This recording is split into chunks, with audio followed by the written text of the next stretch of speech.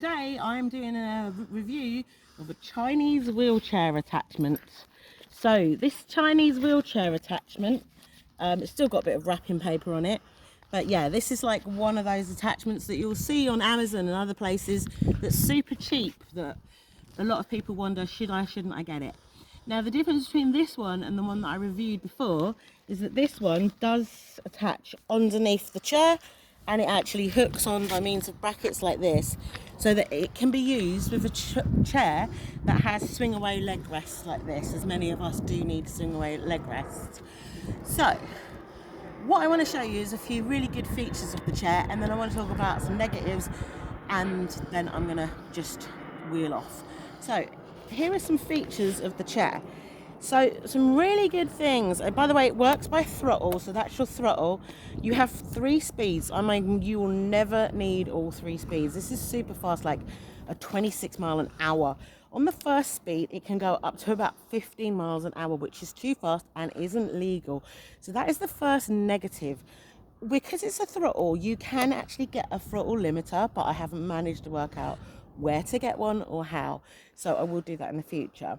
Some really good features are you can charge your phone from this funny little device here, which also has a compass on it.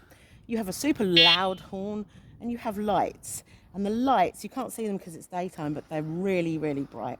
This is your forward, this is your reverse, and obviously a really good feature that a lot of us would like on a wheelchair is that you can take the key out, and therefore no one can steal your attachment.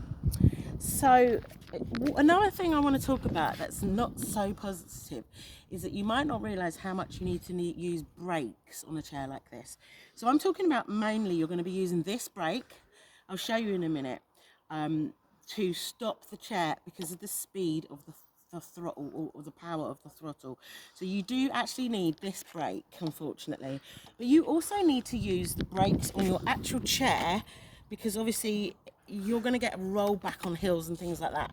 So for those of you who are used to using things like ai.ai.dp, which is something I've done a lot of reviews on, this is going to be quite a change.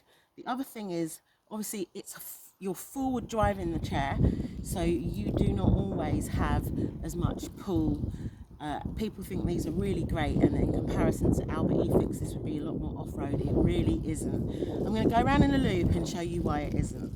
Right, so I'm just going to take the brakes off, right, make sure I'm in forward, not reverse, that was reverse. So I'm just going to come down here, and then John, Yeah. John, could you be here please? Okay. So you can see I've actually gone up this a few times. It's actually quite hard.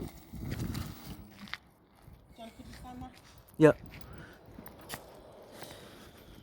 So just to say, the point is that it's actually quite hard because it's a forward traction. So you know, if you want to, if for off-road stuff, it's always going to be a rear wheel drive. Rear wheel is your off-road, right? So let me just collect the cushion from the street floors a sec. Okay. Yeah.